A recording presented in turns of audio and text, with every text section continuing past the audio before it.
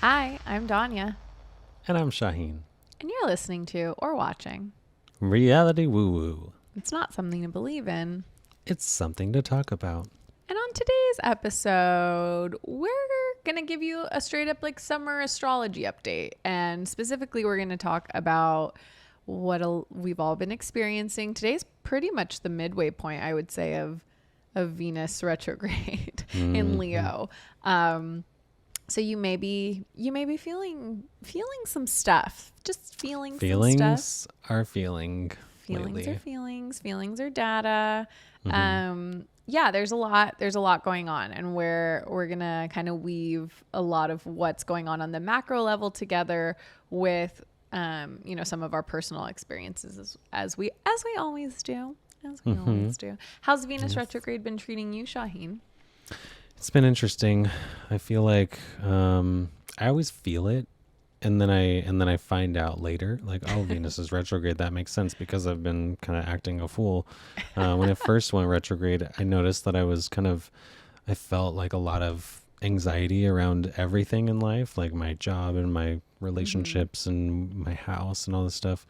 And I think that's because my Venus is in Aries, which is tied directly to my personality and my meanness.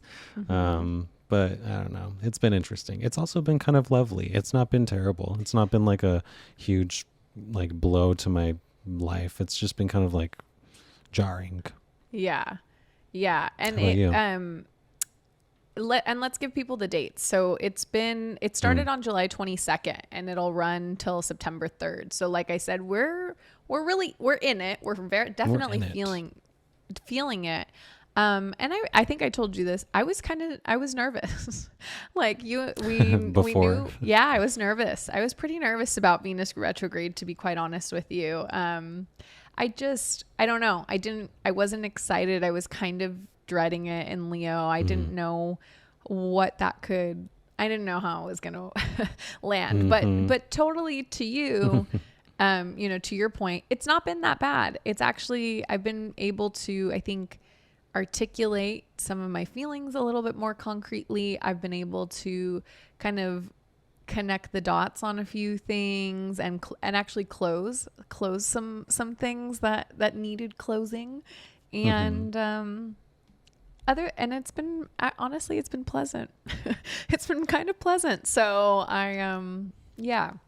actually in preparation for this episode, I did a little retrospective for myself, just to see what my last... Jumping back in time. Yeah, just to go back in time. Gotta go back in time. It's nice that we have these tools. The last time that Venus was retrograde in Leo was the summer of 2015. We're all old enough to now remember that. It's not like I'm 15 years ago when you were a teenager or a child. It's no, you have a pretty clear memory of 2015. We were in our 20s.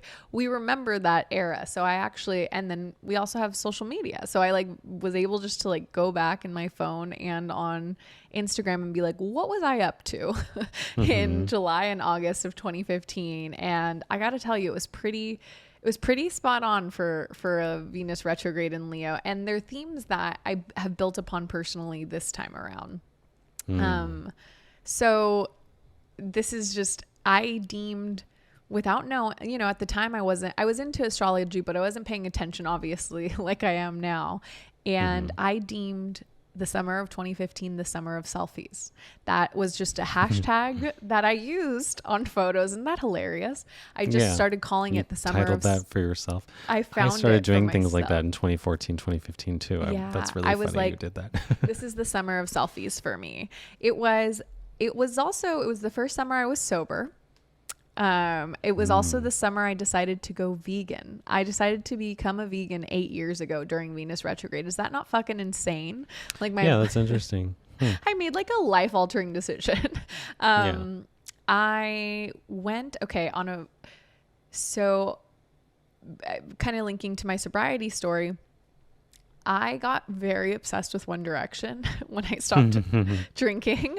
I basically poured a lot of my attention into becoming part of that fandom. But I also we knew, Zayn had already left the group. So I knew that our days were numbered.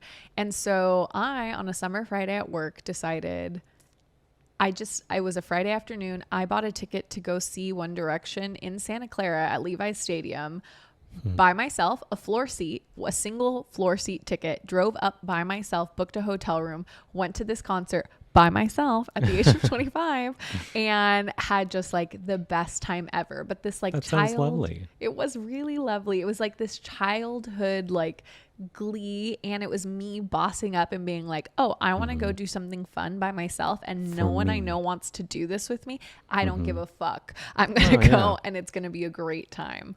That's interesting. Yeah. And then I drove back to LA very early the next morning and went to a Dodger game and with a bunch of friends and ran into my mom at the game. We didn't know that the other one was going to be there, and we ran into each other, which I thought was very funny and interesting. And then I had not been. My aunts own a lake house, and which was my favorite place growing up, and I had not been at that point in years.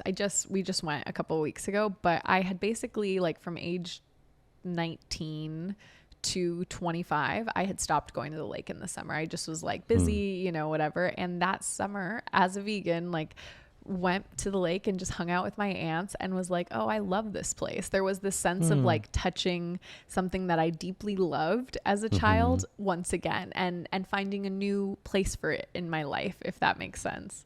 That's beautiful. Yeah. But like all of these things happened in an 8-week period in 2015. And I like didn't realize until I started looking back.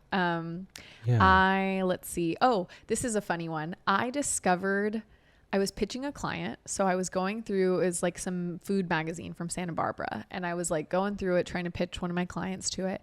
I discover a photo of myself in the magazine from when I was in college, and was like, I would cater occasionally on the weekends. And it was like this gorgeous photo of me that I had never seen before. I look like the Virgin Mary in the photo. And I was just like, wow. Like it reminded me, I'm like, I am that bitch. You know what I mean? In a and magazine? It was like in a magazine. Yeah. There's a Do photo. You still have it? Yeah, it's on my Instagram. I'll send it to you.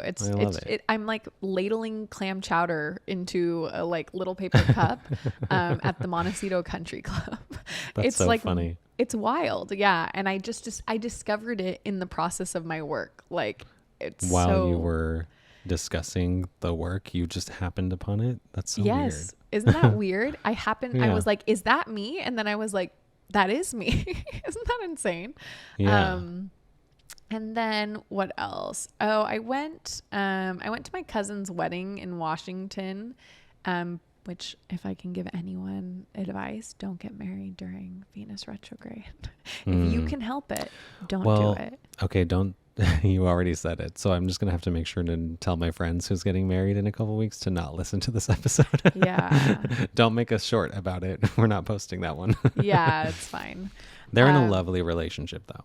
Good. So no, that's good. Hopes. It's like but if you have any inkling that you're in the wrong relationship, it's probably not a good time. What? Interesting. Celebrate. Oh, okay. This is another weird one. At the very tail end of it, I celebrated my birthday early in Los Angeles with a group of friends because I went to Nicaragua by myself, like for my birthday. Venus like popped out of retrograde right as I went to this other country by myself and met like a bunch of people. It was great. Had my first Reiki session. Amazing time.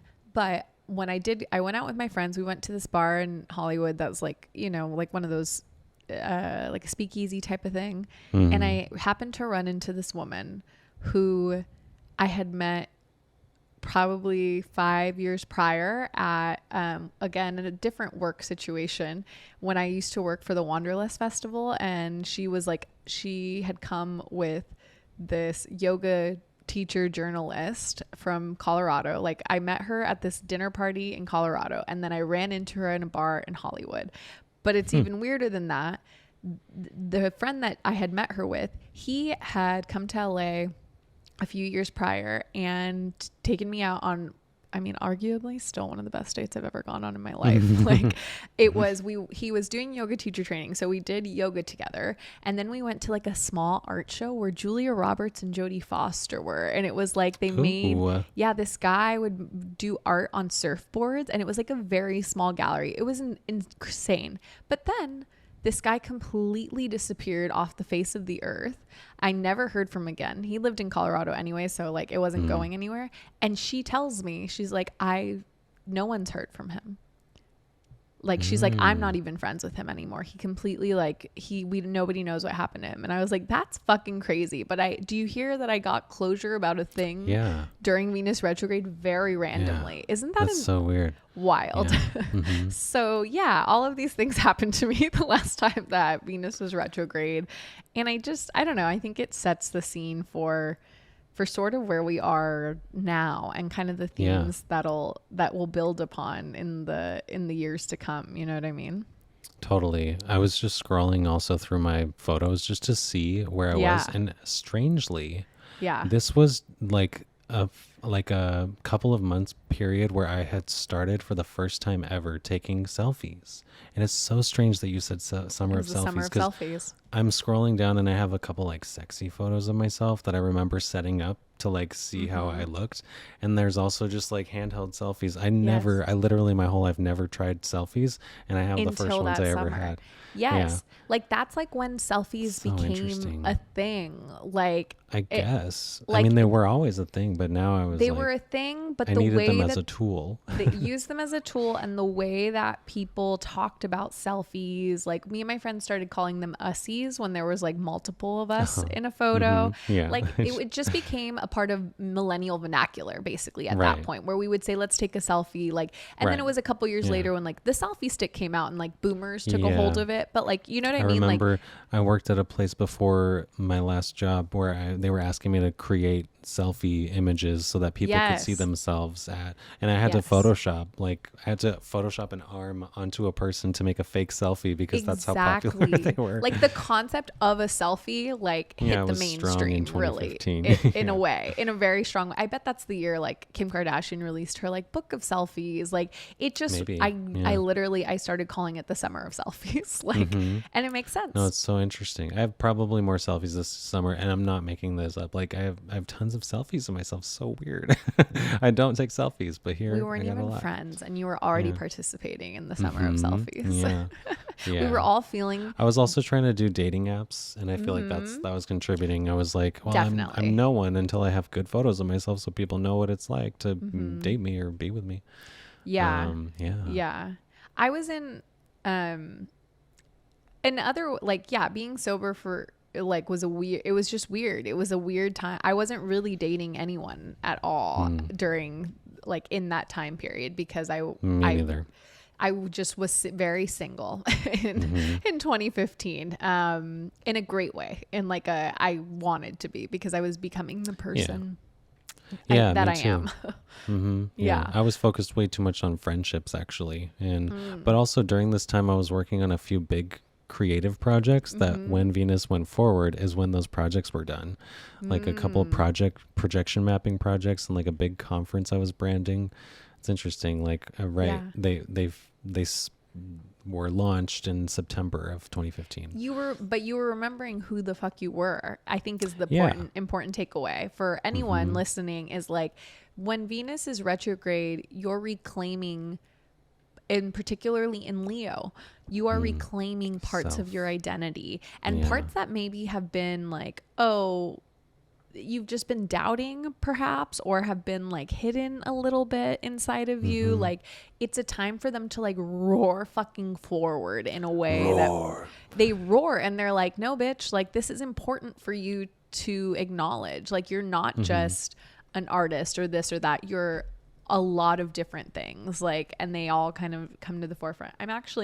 I finished it yesterday, but for this Venus retrograde, I've been reading a book called Unlikable Female Characters, and it takes a look at archetypes of female characters in TV and film. So there's like the mean girl, the bitch, the slut, the psycho, and as she's talking about like Wednesday and Regina George and Kat from 10 Things I Hate About You, all of these iconic characters that I have always resonated with, but that the film is telling us there's something wrong with them. They're not like, you're not supposed to want to be these characters, but I always resonated with those characters because I am all of those things. I am all of those archetypes. And as I've been going through this book, I've been reclaiming each of those parts of me and being like, oh I yeah, love like that. I am a fucking weirdo that just knows how to play the game. Like that's Yeah. really all that this has been, you know? I love Yeah. that. Yeah. Okay. So, you know, that was a little bit of a deep dive into our personal experiences, but, let's talk about kind of the macro level, because a lot of things have been happening around the world in a way that it's very obvious. It's very obvious, even if you know, have no inkling that Venus is in retrograde. Shall we start with the Eras tour? Because that's, Shouldn't we? yeah. So you self-admittedly had never listened to Taylor Swift until I never listened to Taylor Swift. I actively avoided her for years. And even I haven't listened to that episode yet that we recorded about it. I haven't listened to it since we edited it and posted it. But I need to, because since we've posted it, I have become a huge Taylor Swift fan. Girl can write a song. She sure can. She sure can. Yes. And she's been here. She's been there doing it. She's been here. But so I fortunately was able to go to the Eras tour on the first night in Los Angeles last week. And it was... Loved your outfit. Thank you. It was gorgeous. It was such a beautiful experience. It really genuinely felt like a utopia. It was the safest I've ever felt in a crowd of 70,000 people, because I knew no one was going to trample me or steal from me or sexually assault me, or it just felt really pretty incredible. And what it was is like, it gives you a glimpse into like what could be, like what we're trying to build, what the future can actually look like. And even Taylor, like, you know, she hasn't toured. I'll give you another fucking crazy situation. So she played at SoFi Stadium, which is part of Hollywood Park, when she was supposed to open that stadium in 2020 on the Lovers Tour. That obviously got canceled because of COVID. I was on the team that wrote the press release that told people that that we were going to cancel that concert, that she couldn't play there, because at the time I did PR for real estate developers. And so for me to have been part of the team that wrote that press release and then come to her triumphant return to that space was like fucking crazy. That's a lot. It was a lot. It was kind of overwhelming and very exciting. But so anyways, during all, like, so basically she's had four, I mean, she's had her Taylor versions of things, but she's had 4 albums come out since the last time she's been on tour. So she hasn't been able to tour music of these albums. And she talked about that a lot of the time she writes things and it's a catharsis for her, and it's a crowd, because everybody was crying. Everybody in this audience was crying, like, wholeheartedly. Like, it's hard to listen to her music without imagining screaming it with thousands of people with you. It's strange. It's a strange feeling. The girl next to me was full on doing like TikTok dances, like really like emoting to it. And I'm like, for a lot of Gen Z, this is the first fucking concert they've ever been to. Like they lost a formative part of their lives. They don't know what to be in this environment and to all sing and be in harmony like that together. They've been missing that. They haven't had that. And so it was just pretty spectacular. And even like, so 2 of the albums that she wrote, Folklore and Evermore, which we talked about, are her Virgo and Capricorn albums. Like she wouldn't have written those if the pandemic hadn't happened at all. Like, it's just the style of those albums they wouldn't exist had she not been locked inside. And she couldn't have toured on just those albums because they're pretty down tempo. Like, they're not like upbeat kind of songs, but she goes full witch for those like sets in the, which is amazing. But she couldn't have done an entire tour that was just like witchcraft. Like she had to do like sections of it as witchcraft. They're so that was burning all the amazing. Witches, even if you aren't one. Exactly. I could just throw down Taylor Swift quotes now. I know, you're just like, you're an fun. aficionado. But we can't be Swifties without being part of the Beehive. I also am calling attention to the fact, so all the actors went on strike. They joined the writers on strike. This is like hot strike summer in Los Angeles, they're calling, because all of the writers are on strike, which is about 50,000 people. About 170,000 actors are on strike. All of the hotel workers in Los Angeles are on strike as well. Like everybody in the hospitality industry is on strike. I think auto workers are going on strike in Detroit maybe next week. Like there's been inklings about that. So there's this collectivism that's rising up, right? Of people being like, Go I ahead. want to point out that last time Venus was retrograde in Gemini in 2020, it was during the heat of May and June of 2020, which is a big protesting moment in our society. Yes. So I wanted to note on that while Yes, you're you talking about do. No, this, please do. 'cause Yeah. very relatable. Yeah. Like there are these big eruptions Strange. of we remember that we love each other, I think, actually. Yeah, big It's groups like, of people are yelling together. yeah, we remember about that, things. and we remember how strong we are together. Mm, Like yeah. it's a really interesting thing. And I'm tying this to Beyonce because when Because like everything should be. as everything should be. Obviously, she's on the Renaissance tour. The Renaissance tour has reached American shores after being in Europe. She's basically because we had to get Taylor Swift out of the way for Beyonce to come to the United. It's true. They're Yeah. playing the one same at a time. One Yeah. goddess at a time per one country. mega star. Yeah. Only they can't both be in the same, even though they are both in the same continent right now, but Taylor Swift is leaving. Like she's at LA. You can't raise the economy too much. Yeah, then it'll implode on the backs of these two. Yeah, I think Beyonce's in Washington D.C. or maybe Philly. Like she's right, she's over there. She's making her way. But I want everyone to remember, like people are on strike because of Break My Soul. I know it's like a big thing that I'm making, but she told us, first of all, she said, remember how to act outside. She said, get your shit together and go back outside. And then she was like, this 9 to 5, it ain't working, bitch. We have to build a new foundation. And that's what we're doing. Yeah, And she's it makes me like, at the time too. Is funny when she released that song. It felt kind of like, oh, that's interesting word choices that she's like saying like, oh, we gotta ditch our 9 to was a 5s and spell. spend all our money. Yeah, no, we all spent all our money. I didn't, but it's Renaissance. That's the magic of it. it's a renaissance, and she let us know it was coming. She was so I, as much as we're all in the Swiftie mode right now, like it's also Renaissance. This is a Renaissance. I've never left the Renaissance. You've never mode. left the Renaissance. I want to Every remind people. single day I'm like, Renaissance Act 2 is coming out soon. Renaissance. I've been saying it for a year and I'll be saying it again until the day. The other, which we've done a whole episode on, the Barbie movie. Obviously, it just hit $1 billion. It's the first film directed by a female director. It's hordes of women going back to the theater multiple times, dressed in pink, and taking their young daughters. It's like, The pride in wearing pink is such a funny thing. A friend of mine texted me after I had gone to the show. I saw the movie and I wore pink. And my friend was like, I'm going to see the Barbie movie. I'm excited. I'm going to wear pink. And should I do pink eyebrows or not? I was like, do pink eyebrows. And when she got there, multiple people in line were like, see, you should have done pink eyebrows. She's doing pink eyebrows. Yes. This is So the summer strange. of glitter, of pink, of being as extra as you want to be and need to be. It's about collective joy. It's about our futures. We're building our futures. But in that, there needs to be so much joy and so much love. And we're remembering that. We're remembering what it's like to feel that happy all together. Yeah. And to be connected with like feminine aspirations. And collaboration. Barbie Land was a utopia because they all respect each other and they work together.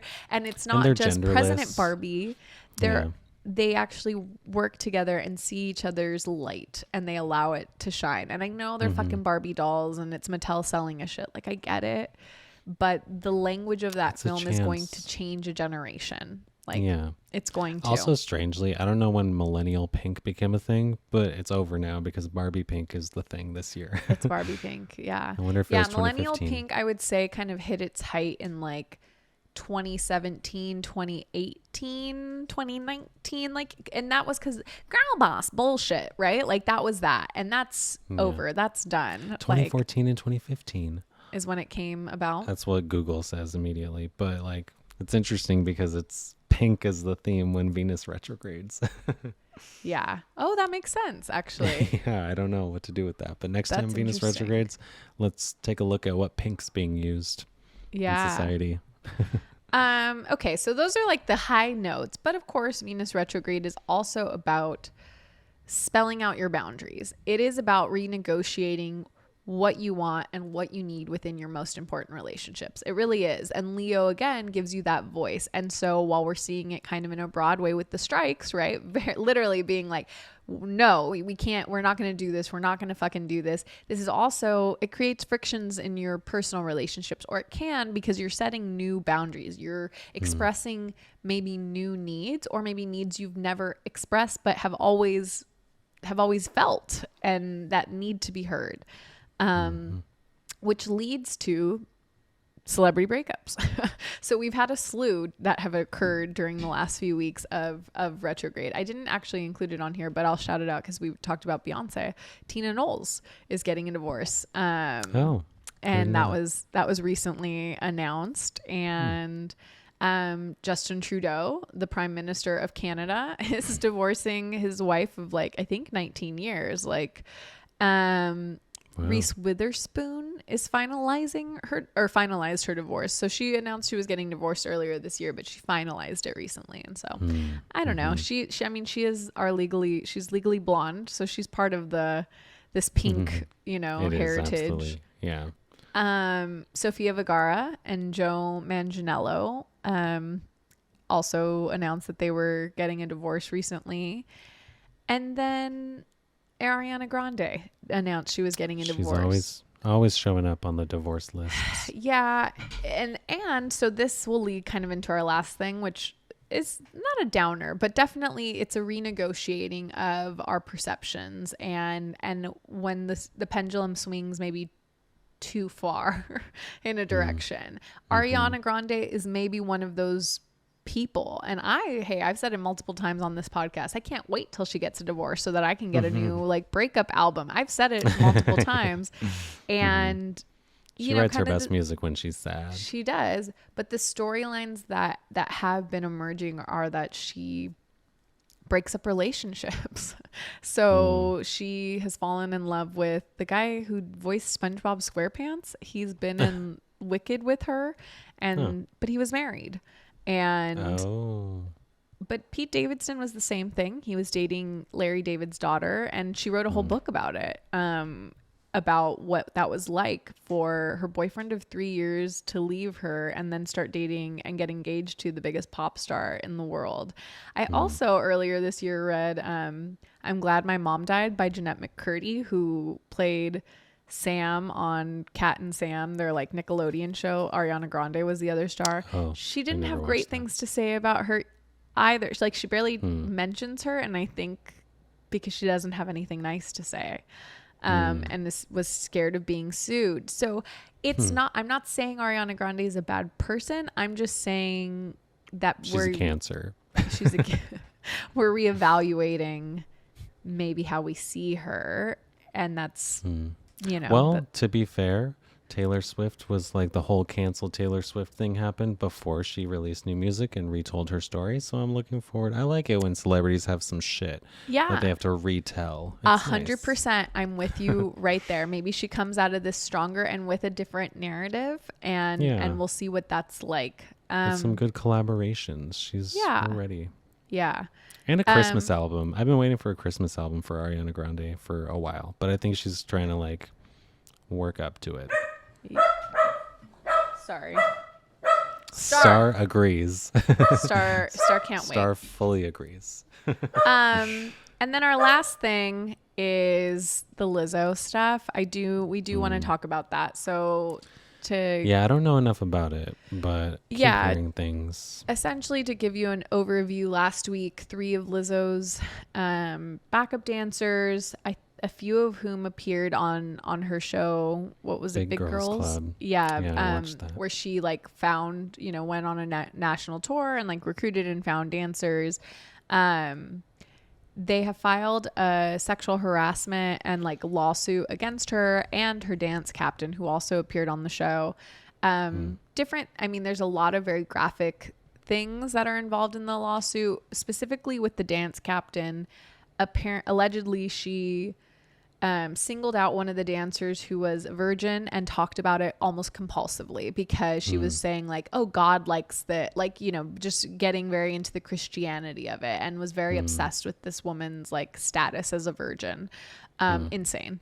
And then with Lizzo, there's that she was allegedly she was pressuring the dancers to go to like nude sex shows when they were out on tour, and just like engage in behavior that and like pressured them into it basically. That's what's going really on sad. with it. Is really sad. And what that is like Lizzo is like the epitome of like girl boss. Like she's totally that era, wrote a lot of music about like loving yourself and loving yourself no matter what and what you look like and all of that, and that felt really good for a lot of people.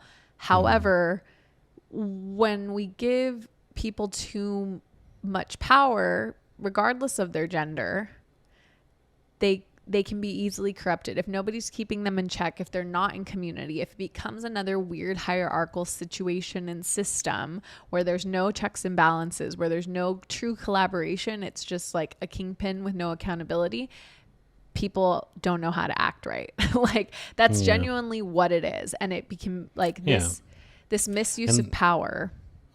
There's a really blurry line with Lizzo too, because when you look back on her career, the first thing that I ever remember seeing Lizzo do was twerk as Sailor Moon and play the flute. And that encapsulates what she does. She is sexual and funny and loud, and that's what she does. But over the years, now there are different expectations on top of that kind of infrastructure of a business that she started. Even while she's constantly being praised or at least discussing the idea of like female empowerment, and she's against body shaming in every way and being like expressing her vitality and her health. It's strange to me that this is happening as like a discussion about these things being the flaw in her, because it's the things that we also grew to love about her brand. Right. It's yes, it is. And I'm confusing. not surprised. Like, and that's what I'm saying. And I said to someone, I said, this all sounds very on brand. Like, it actually, like, she's been telling us all along, and I'm saying, you're absolutely right, Shaheen, is like the things that we celebrated about her are also the things that can very quickly in an odd power situation get out of control.